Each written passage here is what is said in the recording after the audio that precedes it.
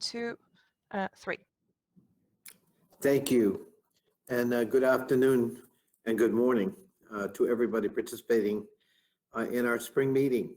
Mr. Minister, dear colleagues, let me start by thanking Karen Enstrom and the Swedish delegation for inviting the Assembly. We were all very much looking forward to meeting personally in Stockholm, and I do hope we can pay you a visit very soon. I'm glad that even in a virtual setting, we can cast a spotlight on Sweden's major contribution to the Euro-Atlantic security and its valued partnership with NATO and the Assembly. Importantly, we will hear about Sweden's leadership and innovative approaches to promoting democratic and societal resilience, a topic at the center of our Assembly's agenda. We find ourselves at a key junction for our alliance and indeed the international order. In exactly 1 month, Allied leaders will gather for the NATO Summit. That meeting offers an important opportunity to demonstrate how NATO stands strong and united in confronting today's challenges as a transatlantic alliance of democracies bound by our commitment to collective security. For over 7 decades, Europe and North America, through NATO, have sought to safeguard the international order, the rule of law, and democratic institutions. This order has come under persistent pressure from many fronts over the years. Most importantly, competition between great powers has returned to the world stage. Russia and China and others are modernizing their military arsenals in ways that threaten strategic stability. But this is no mere contest of military might. Let's be clear. We are also in the middle of a contest of values. Authoritarians in Moscow and Beijing and elsewhere are seeking to promote an alternative model of governance, which we reject. Our alliance has the resources and the traditions to face this new global competition of values and to succeed. But to persevere, we must rededicate ourselves to our democratic foundations. We must reinvigorate the transatlantic relationship, and we must demonstrate why this alliance, after more than 70 years strong, continues to play a vital role in global security and the promotion of democratic shared values. I made it my top priority when elected last November to ensure that our Assembly takes the lead on all 3 fronts, and we've taken important steps in each. With respect to democratic resilience, number 1, our aim must be to strengthen NATO politically by reaffirming our commitment to shared democratic values. This commitment distinguishes us from any other alliance. Without it, frankly, we'd just be another military bloc. Democracy unites us. It makes us stronger and it makes us safer. As our democracies face increasing challenges, both from within and from without, our Assembly has become a leading voice on democratic resilience, putting forward concrete proposals, and importantly, we've called for the establishment of a Center for Democratic Resilience within NATO itself, not as an outside center of excellence. An idea I presented on the occasion of NATO's 70th anniversary in a white paper back in 2019 and endorsed by this Assembly. A center within NATO would send a strong signal that the alliance is equally committed, not only to collective defense and security, but to those democratic shared values that make us who we are. Our new working group is working diligently to elaborate a solid concept for the center, drawing on relevant expertise and to build support. I'm encouraged that our ideas are gaining traction, and I hope all of us can continue to push this important concept. On Monday, I also hope we can rename our Committee on the Civil Dimension of Security and Committee on Democracy to the Committee on Democracy and Security. This will help demonstrate our clear commitment and direct link between democracy and security and our readiness to lead. Second, transatlantic relations. Our Assembly has played its part in keeping our unique transatlantic links strong throughout difficult times. We have an opportunity to open a new chapter in transatlantic relations and to reinforce NATO as the enduring embodiment of the bond between Europe and North America. The whole U.S. delegation remains committed to working with each and every one of you to solidify this strong and positive momentum. We demonstrated the renewed commitment with the difficult decision our countries took together to begin drawing down troops from Afghanistan. Invoking Article 5 on the 12th of September 2001, for the first and only time in NATO's history, was the ultimate act of solidarity, and we've borne the costs and sacrifices of that commitment ever since. It's only appropriate we leave together before we mark the 20th anniversary of 9/11.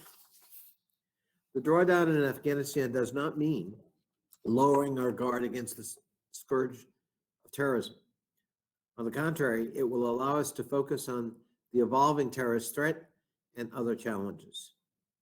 The 20th anniversary will be a solemn opportunity to honor the memory of all those who lost their lives in that terrible morning, and also to remember the remarkable demonstration of solidarity and sacrifice from friends and allies. My third priority was to ensure that our Assembly is fully engaged in helping shape NATO's adaptation for the next decade, and we are. The Nato Summit will flesh out recommendations for NATO 2030 and launch an update on the strategic concept. With Declaration 460 on NATO 2030, adopted last November, the NATO Parliamentary Assembly identified the challenges and began outlining a vision for NATO's adaptation rooted in our democratic values and transatlantic unity. During the session, our committees will expand on these proposals based on their outstanding reports, and we'll meet again on the eve of the NATO Summit to further refine our contribution and convey our messages directly to leading allied officials. After the summit, our parliaments and the Assembly must be fully engaged in the revision of NATO's strategic concept, both to address our challenges and priorities of today and tomorrow. We highlight in particular two challenges and two priorities where our Assembly should and can continue to lead. If we accept Russia's illegal and forcible annexation and occupation of Crimea, then we are only quibbling over territory. We must repeat time and again, for however long it takes, we will never recognize Russia's forcible and illegal annexation of Crimea. I'm proud our Assembly established an informal support group for the Crimea platform, and I know its members will do their utmost to ensure we keep a firm, steady stance on Crimea. Similarly, we must stand together with our Georgian friends, denouncing Russia's ongoing occupation of parts of that country and affirm our support for its independence and territorial integrity in the face of Russian aggression. The second challenge is China. Many of us assumed that when China moved toward market capitalism, the ideals of liberalism and enlightenment would follow. Yet, rather than opening up, in recent years, we've seen the Chinese government asserting deeper control, using the internet and artificial intelligence, trampling democratic rights in Hong Kong, and oppressing minorities in Xinjiang. It develops novel and destabilizing military capabilities. It seeks to construct alternative international norms and institutions. It interferes in democracies, and it bullies entire countries into submission. We must speak with one voice and confront the challenge of China's rise together as an alliance. As I've called for in my recent report last year, we must compete to preserve our edge, counter where we must, and engage where we can, and where it is in our interest, of course, to do so. We must also reinvigorate NATO's regional partnerships with like-minded democracies.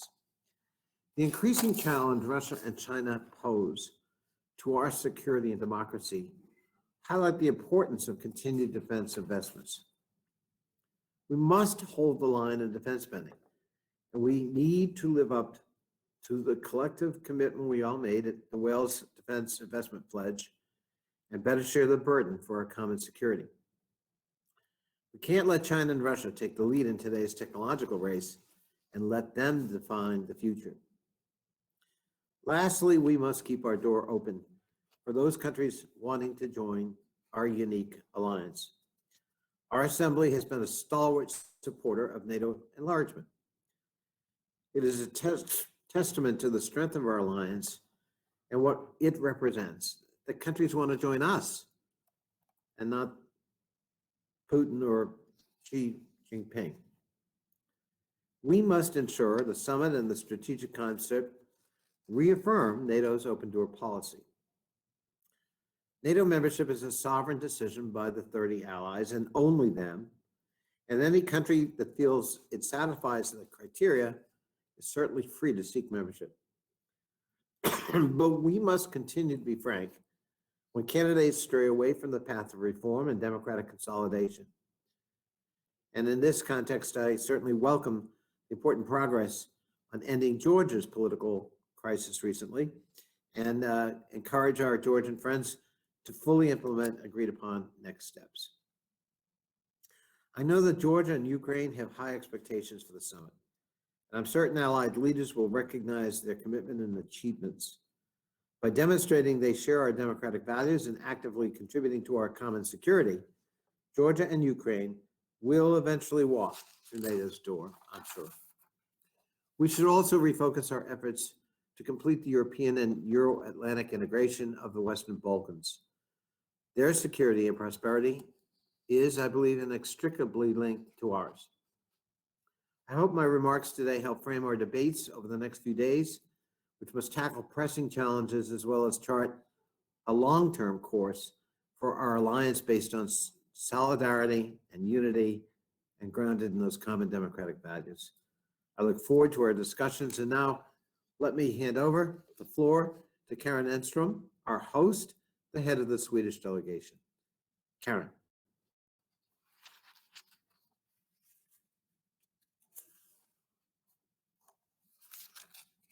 Thank you so much, President.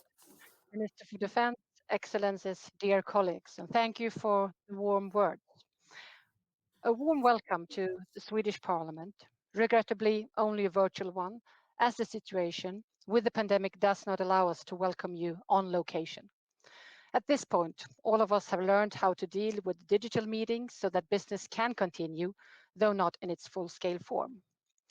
The Assembly has dealt with this transition in an exemplary manner, but I believe that you, just like me, are longing for the day when we can meet in real life.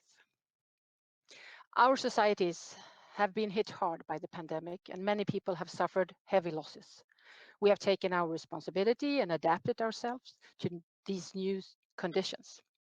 For the Riksdag, our priority has been to guarantee the parliamentary process and transparency, while at the same time protecting both MPs, staff, and the general public. This has meant a great deal of changes in our working procedures. The Riksdag has been an associated member of the NATO Parliamentary Assembly since 2003. The Swedish delegation has always endeavored to be an active and reliable partner, and we would like to continue to be so. We appreciate having the opportunity to follow discussions concerning our common security, both within the alliance and in individual countries. This gives us a deeper understanding of the dynamics and driving forces, and of how we can contribute in a constructive way within the framework of our status. We appreciate the committee visits that have been made to Sweden, and hosting the spring session, even though it's digital, provides us with the opportunity to highlight how we see security in our region and the challenges that we are facing. We are all aware of the fact that the security situation has become much worse, not only in our immediate vicinity and in Europe, but also globally. The threats have become increasingly diversified and more difficult to identify. We have moved from purely military confrontations to hybrid warfare, cyber attacks, disinformation, and the spread of conspiracy theories. In order to meet all these threats, we need more international cooperation and we need to focus on what holds us together, our common values. Sweden is a small country. We build our security together with others. We participate in international collaboration and cooperate with NATO in our capacity as an enhanced opportunity partner. And this year we are chairing the OSCE. All these collaborations are of the utmost importance for us, and we are contributing in every way we can to maintain our common security. In Sweden, we have broad consensus that it's necessary for us to strengthen our defense capability, both in military and civil terms. During the last year, we have been working intensively on the direction for total defense for 2021 to 2025. We have taken a decision on an overall objective for total defense and new objectives for military and civil defense. The decision says that, I quote, the overall objective for total defense shall be to have the ability to defend Sweden against armed attack and safeguard our security, freedom, independence, and freedom of action. It shall be possible to carry on activities within the field of total defense individually and together with others, both inside and outside the country. Stop quote. We are now strengthening our capabilities in order to meet a wider range of threats. The new decisions regarding defense that we have taken will mean substantial reinforcements up until 2025 and advanced improvement in capabilities. And the Minister for Defense, Peter Hultqvist, will further develop this in his address. In September this year, it will be 100 years since Sweden became a fully fledged democracy when universal and equal suffrage was introduced. And the Riksdag is commemorating this anniversary during the whole of this electoral period. It's also an anniversary that gives us cause to reflect and reminds us that democratic values in our societies must be safeguarded. My colleagues in the Swedish delegation and I are looking forward to discussions during the coming few days and to a fruitful session. And with these words, I would like once again to extend a warm welcome to you all. And I will now introduce and very soon leave the floor to the Minister for Defense, Peter Hultqvist. Minister for Defense Peter Hultqvist has served as minister since 2014 and is a member of the Swedish Social Democratic Party. Minister Hultqvist has been a member of parliament since 2006 and was chair of the Committee on Defense from 2011 to 2014. Minister Hultqvist is a member of the National Board of the Swedish Social Democratic Party. And prior to his time in parliament and government, Minister Hultqvist served as a municipal commissioner for 17 years in Borlänge, in Dalecarlia. And warmly welcome, Minister, and please, the floor is yours.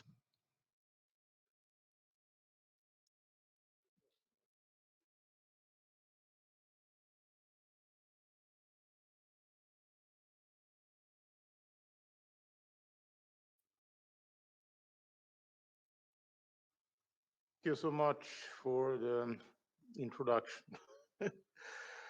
President Connolly, distinguished members of the NATO Parliamentary Assembly, Excellencies, ladies and gentlemen. It's a great honor for me to address this prominent gathering, and I greatly value the opportunity to exchange views with you today. Let me start by saying a couple of words about deteriorated security situation in the Baltic Sea region and beyond, which we have all witnessed. We face a Russia that intentionally challenges the European security order and breaks international law. Russia's actions in Georgia 2008 and in Ukraine since 2014 demonstrates its willingness to use military means to achieve these objectives. International law is our first line of defense, and maintaining the established European security order is fundamental interest for all of us. Why? Because this rule-based order protects the interest of all European states. I cannot emphasize this enough. The territorial integrity and sovereignty of states is not negotiable. From time to time, we hear officials and thinkers suggest that we must negotiate and accommodate Russia's demands on establishing a new European security order. They argue that this will increase cooperation and security in Europe or help to meet global challenges. I do not share this view. The illegal Russian annexation of Crimea is a critical test of our collective resolve and commitment to defend the rule-based international order. We must repeat time and again, for however long it takes, that we will never recognize Russia's illegal actions. I have learned that the NATO PA recently established an informal support group for the Crimea platform to remobilize international attention to Russia's illegal occupation of Crimea.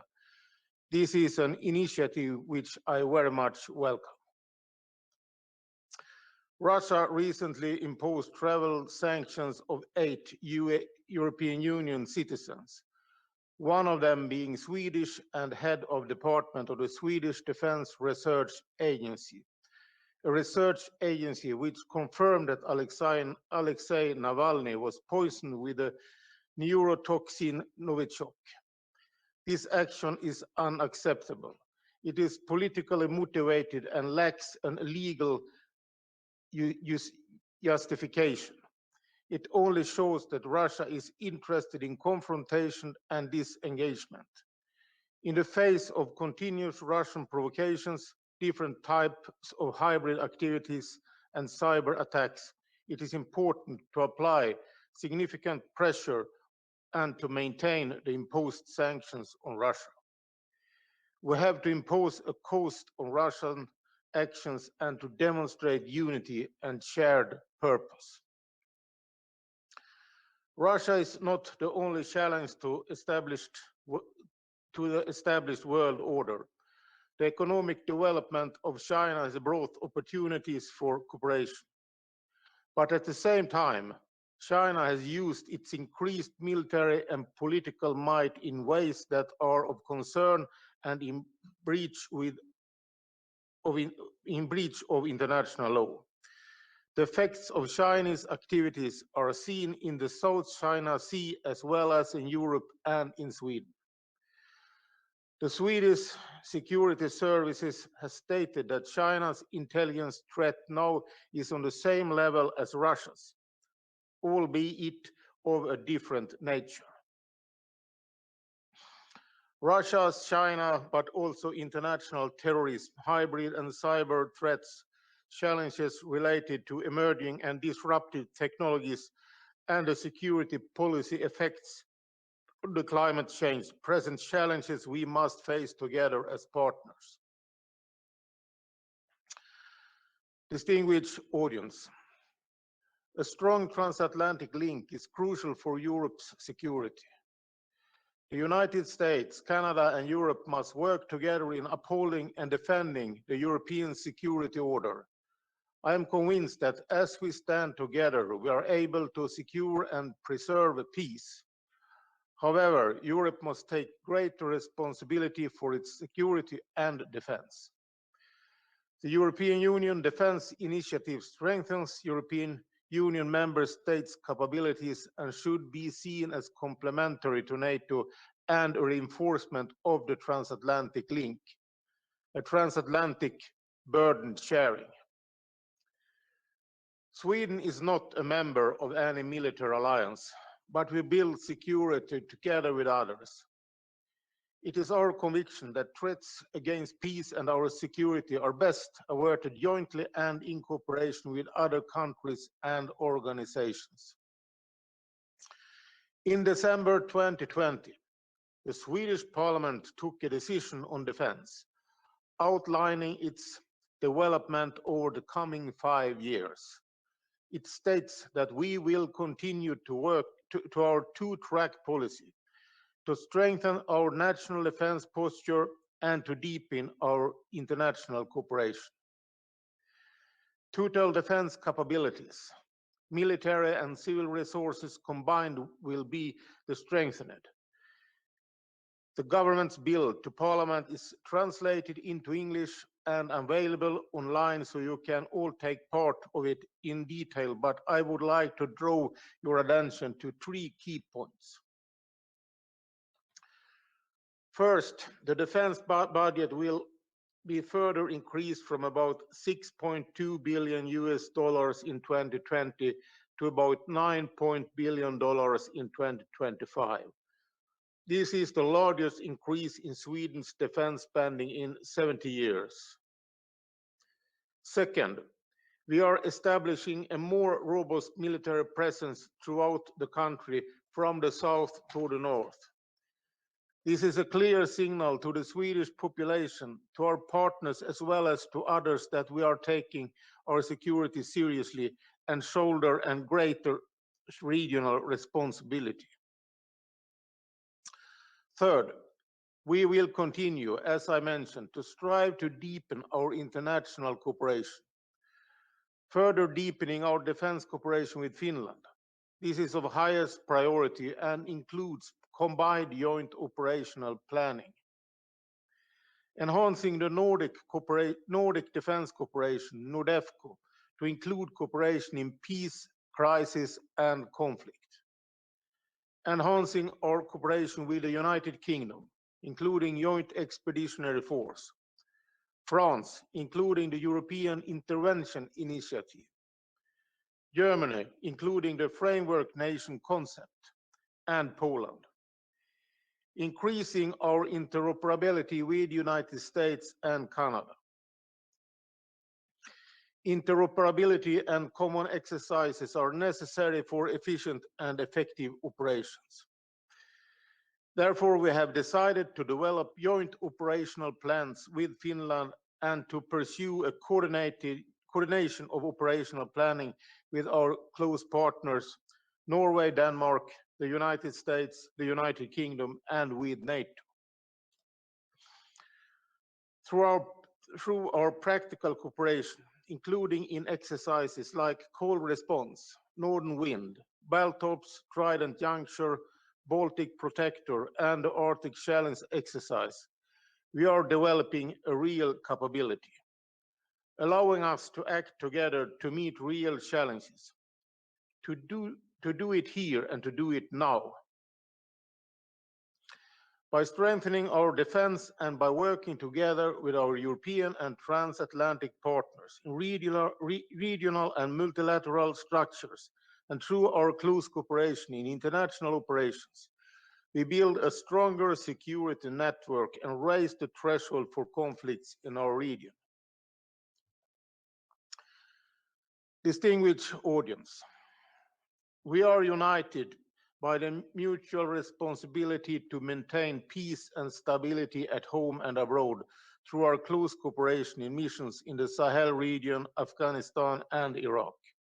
To shoulder that responsibility, we must continue to do our homework by strengthening our national military capabilities. Any defense collaboration must produce concrete results. To strengthen European and transatlantic security is a long-term process which demands both time and political patience. In this work, you as parliamentarians play a vital role, engaging in the security policy dialogue, ratifying treaties, approving defense budgets, authorizing the use of national armed forces in operations, etc. In doing so, I hope that you will continue to look at Sweden as a trusted and valuable partner. Thank you for listening, and I'm ready to take your questions. Thank you. Mr. Minister, your remarks are so welcome. What a refreshing tour d'horizon you've given us. The synchronicity between the alliance and Sweden in defense posture, and frankly, in how we see the challenges across the world is is really heartening, and your remarks are most welcome. Thank you on behalf of the NATO Parliamentary Assembly. And as you suggested, you've been gracious enough to agree to entertain some questions from our members. Roxander, who do we got? So our first questioner, Mr. President, is Vice President Attila Mesterházy from Hungary, our former president. Attila, welcome. Hello, thank you very much. The possibility, it was a great insight. Thank you very much, Minister. I have a question about the 5G networks. We have seen quite a debate in Sweden between the government and CEO of Ericsson. So if you could tell us something about the state of play of this debate, what is the position of your government? Do you want to change anything on your position regarding the request from the Swedish company? So could you tell us something more about your decisions and the future of this issue? Thank you very much. Thank you. Thank you, Mr. President. Thank you, Attila.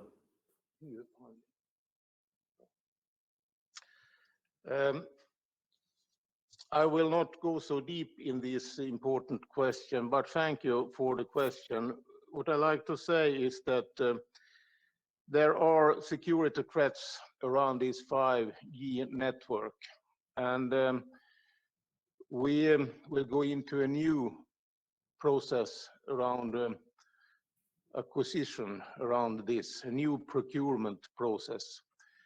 For us, it's very important that we can feel security around who will have responsibility in our communication networks. And we see also that there are authoritarian states that want to infiltrate in these sort of systems. So from our side, we are very clear that Swedish security is very important. And we will have full control over the systems. And I think I have been as clear as I can be. And I think you understand the message. Thank you, Mr. Minister. Roxander. We next have the acting head of the French delegation, Philippe Michel Kleisbauer. Philippe.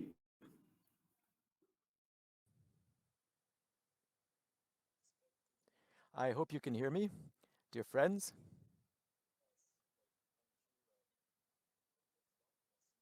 Thank you, President. Mr. the Minister of Defense, good afternoon, and thank you for welcoming us.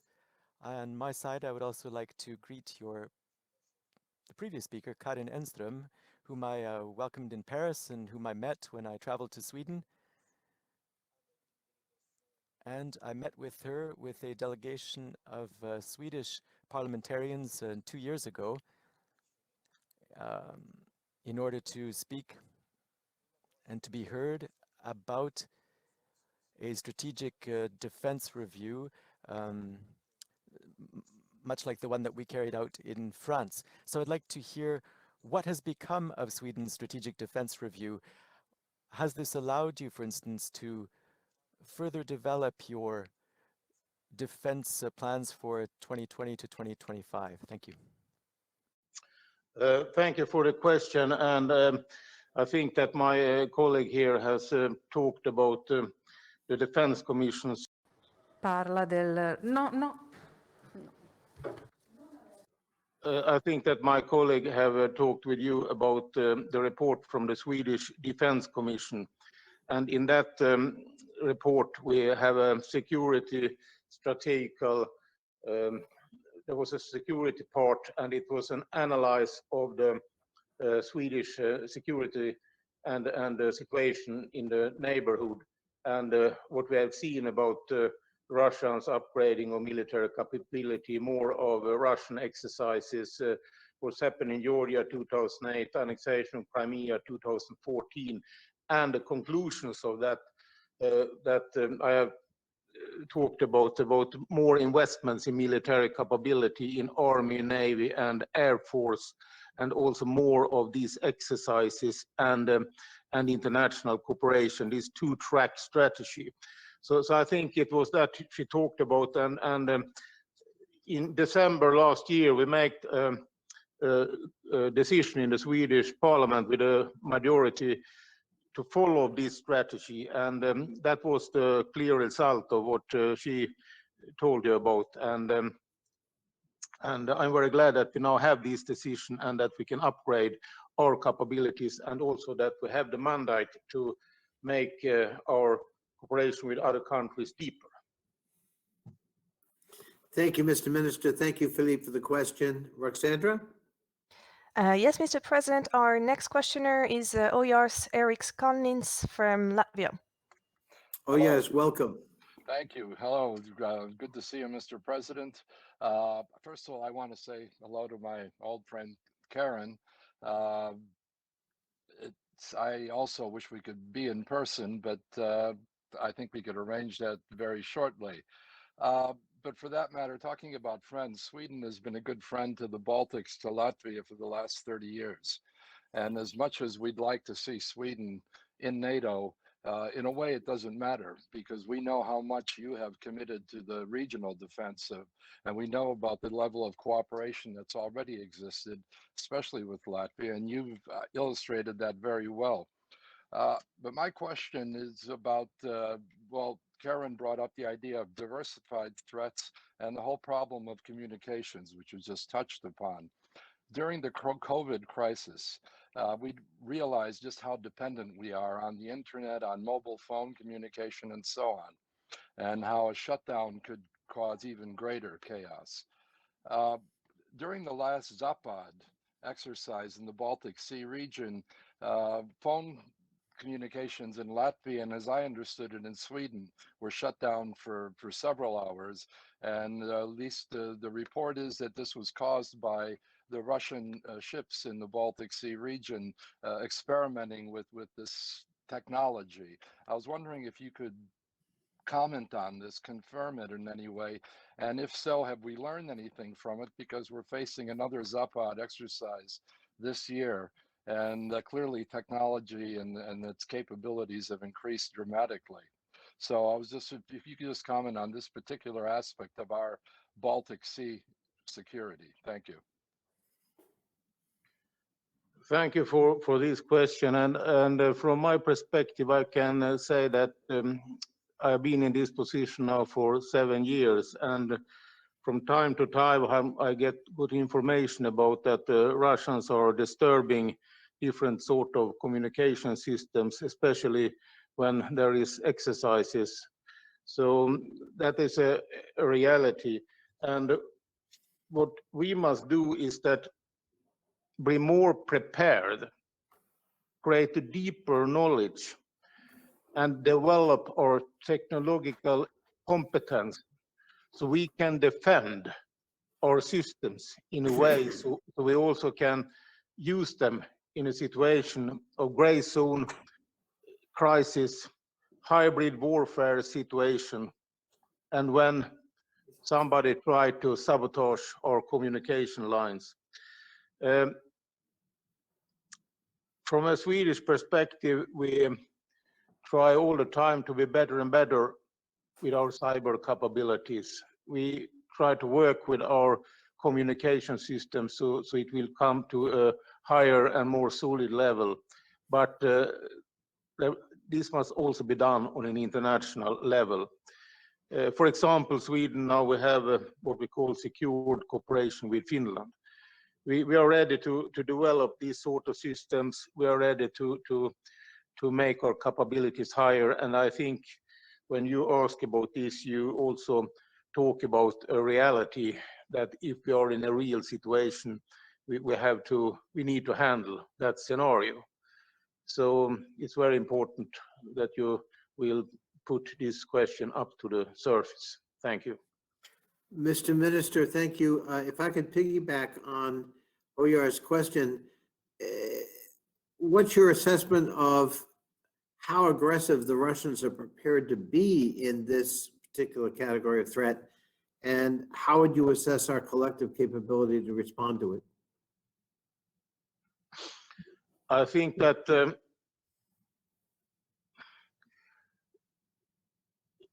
Russia is ready to use military power to fulfill political goals. And I think it's very connected to the situation. If we see now what's happening in Belarus, for example, they use pressure, they have used psychological warfare, they have used personal contacts, they have used different sort of threats, and they have been directly involved in the political development in Belarus. Until now, they have not needed to use direct military power, but they have full access to Belarus if they want, if they want to use military powers. We have also seen the activity very close to the eastern Ukrainian border and on Crimea last month with the so-called exercise all over the federation. They have a full possibility to upgrade their military presence. They can withdraw troops, but they can leave equipment so they, in a very fast way, can go back. That is the situation just now at the border of Eastern Ukraine, that they can go back very fast if they want, because the equipment are there. So I think that in reality, we have a more complicated situation after this so-called exercise than it was before, because they have more options to act in different ways. They have more options, they can choose a way to do it. And I think that Russia, they think strategical, they do what they need in the specific situations. I don't think there is any special limit for it. I think they do what they need in a special situation if they can solve the problem in another way. So we should understand that we have to do here with an authoritarian regime that they want to control the neighborhood, and they want to be the power that decide what we in the neighborhood should do or not do. And we see it specifically in Ukraine, and they now have very strong control of the Belarus, and we have seen it in Georgia and in other countries. So we must realize that we have a problem that we need to work with for a long, long time. And it was very important that the president of NATO Assembly said that we cannot give up. We must uphold sanctions, and we can never go back and accept illegal annexation, because that is the key if we should balance this. And if we see back in the history, it took a long time during the Cold War, but the wall was fallen in the end of the day. I don't know what the future will be, but if we give up, then we are in trouble, real trouble. Couldn't agree more, Mr. Minister. Thank you so much. Roxandra. Mr. President, we have Michal Sherba, who's the deputy head of the Polish delegation and also a rapporteur on Belarus. So continuing on this theme. Welcome. From Belarus. Michal? Oh.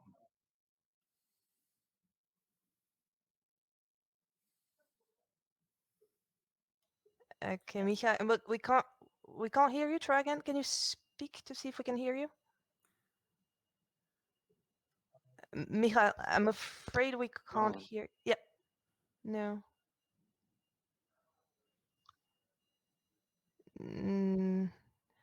Still not. I'm afraid we can't hear Michelle. Yeah, perhaps I do, but we can see you, and I want to be where you are.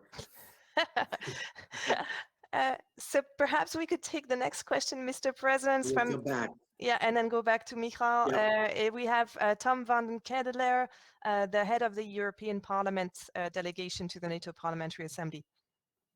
Welcome.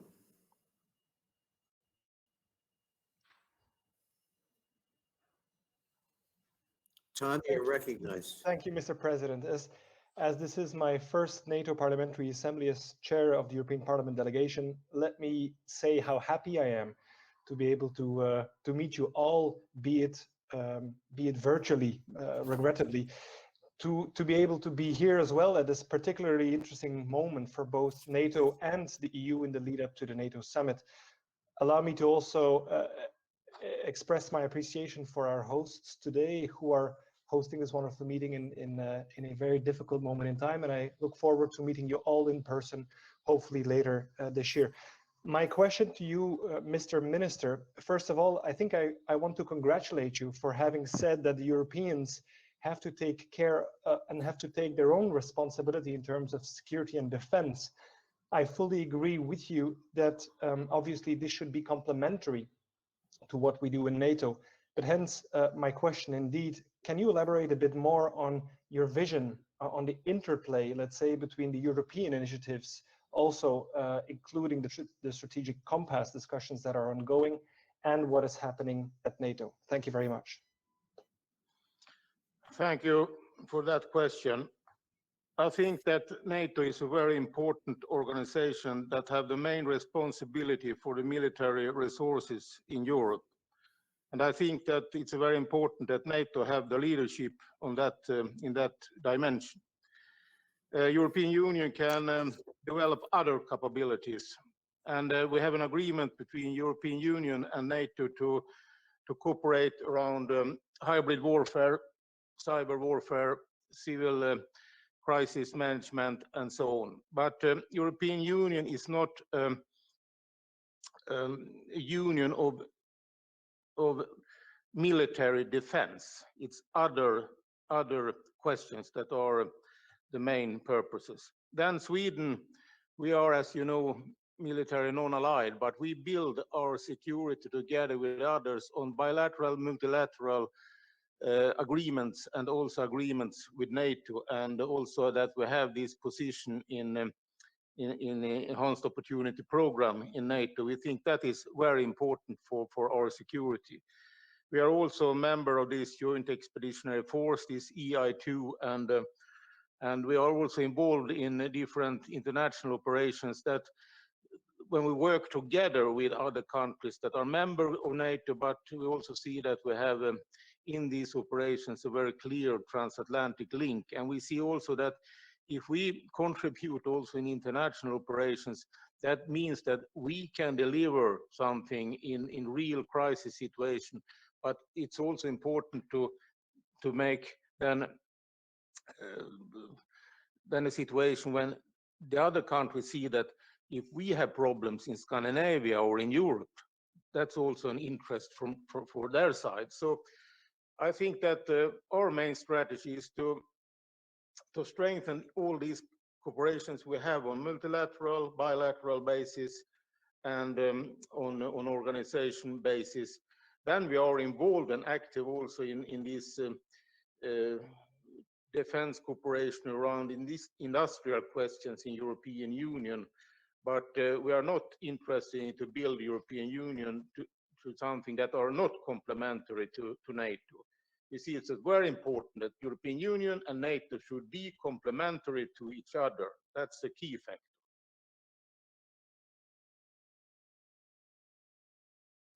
Thank you, Mr. Minister. And of course, I think it's also important to add, we're still trying to make sure that all of us as NATO members are meeting our 2% commitment made 7 years ago at Wales. So if we're going to attain additional security and defense commitments, we need to make sure that we've kept that first one. And I was certainly heartened by your announcement in terms of the largest defense commitment Sweden is making in over 70 years, planning to make. I don't know if you want to comment on that 2% commitment, but I would hope and think that also plays a role in where we go in other initiatives. Thank you so much. And what I can say about this 2% commitment, that is, I think from my perspective, excuse me for that, but my and our perspective is that we think it's the most important is to discuss how to step by step come to a position when we make the military capability higher. And I mean then real military capability. And we try to build that by investments in new jet fighter system, new missile systems, new air defense systems, different sort of other investments, new submarine, for example, and and also that we have reactivated conscription service. So we have now planned to go up to 1.5%. And I think that it's not easy to say that now we have this situation in Sweden, we have this situation in France, and we have this situation in Germany, and directly compare it, because when you count around these defense economies, so it's so many positions in that you not can say that it's exactly the same. So I don't think this 2% discussion is fair when you compare countries. But from our side, we are very clear that we will invest in military capabilities, and we do it, and we try to deliver to our partners. We have a deep cooperation, and my feeling is that we also have a respectful cooperation with other countries, and that they see that we try to invest from our position. And the investment, as I said, now is the highest level in 70 years. I think Right. it was 51 or something. We have something we can compare with. Thank you, Mr. Minister. And I know that we're coming up against the final part of this program. I think we probably have time, Roxandra, for one more question, if the minister will entertain it. Yep. Roxandra, have we another member question? We do. I see George Kelashvili from Georgia. George.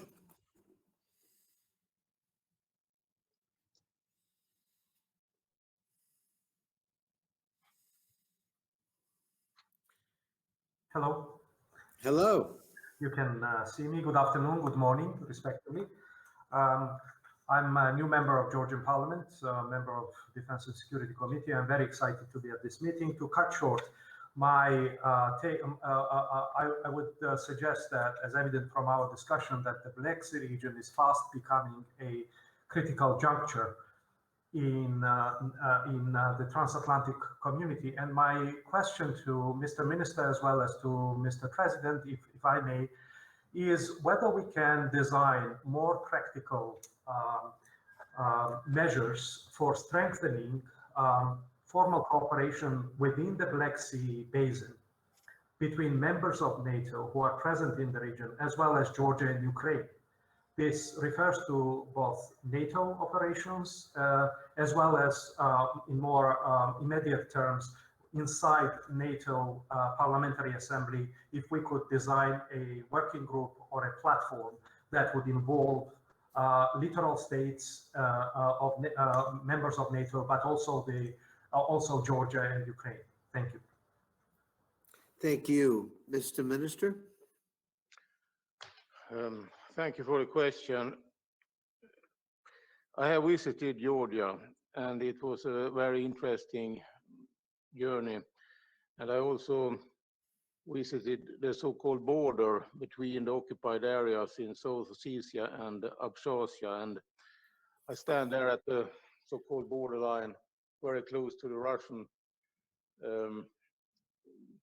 border station, and they took photographs of our group and so on. So it was 45 kilometers from Tbilisi.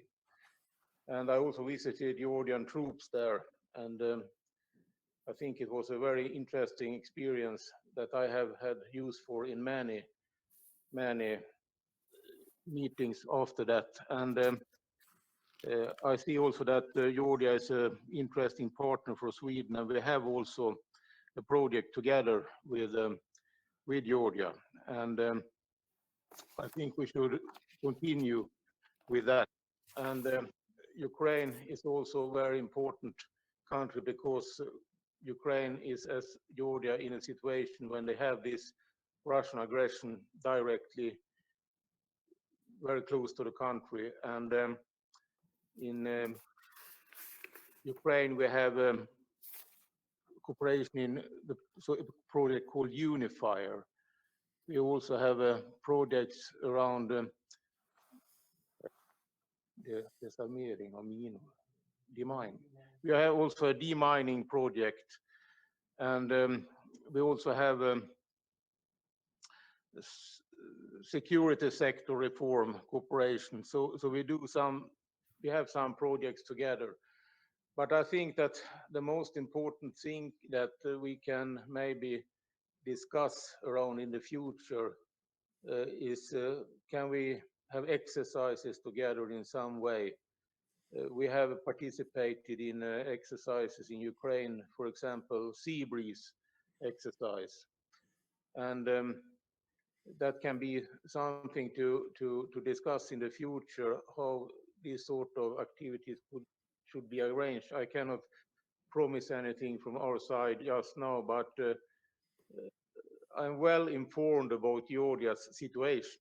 And I think that it's very important to put the situation in Georgia up to the surface in the different international forums, because Georgia is something that sometimes we'll leave it aside because it was so many years ago now, 2008, but it's still a reality, and we should not forget that. Thank you, Mr. Minister. And I would just add, since George also addressed it to me, as I indicated in my opening remarks, we want to move toward integration for both Ukraine and Georgia. And that would mean looking for opportunities at further strengthening institutional bridges between the alliance and Ukraine and Georgia. Georgia, of course, already has contributed militarily to NATO operations and NATO exercises, and I would look forward to fostering more opportunities like that. So we're moving in the right direction, and obviously, offline, we can work with you in other ideas that may further that cause. I think with that, the morning session is coming to a close. Roxander, there is one big omission. I forgot to say after my opening remarks that the spring session is officially open. And of course, it is. So I now do that. Roxander, you want to just tell us what comes next in the agenda? Yes, Mr. President. So that will indeed now conclude our opening ceremony. And just a reminder to members of the Parliamentary Assembly that the political committee will then start in about half hour, and you have a different link for that meeting that you have received. So with that, I think. And we would be remiss, Mr. Minister, thank you so much for your time and for your thoughtful reflections. I mean, they really are very encouraging. And Karin, thank you for introducing the minister and for heading a very engaged Swedish delegation to the NATO Parliamentary Assembly. And we do wish so much we could be with you all in person someday. Thank you.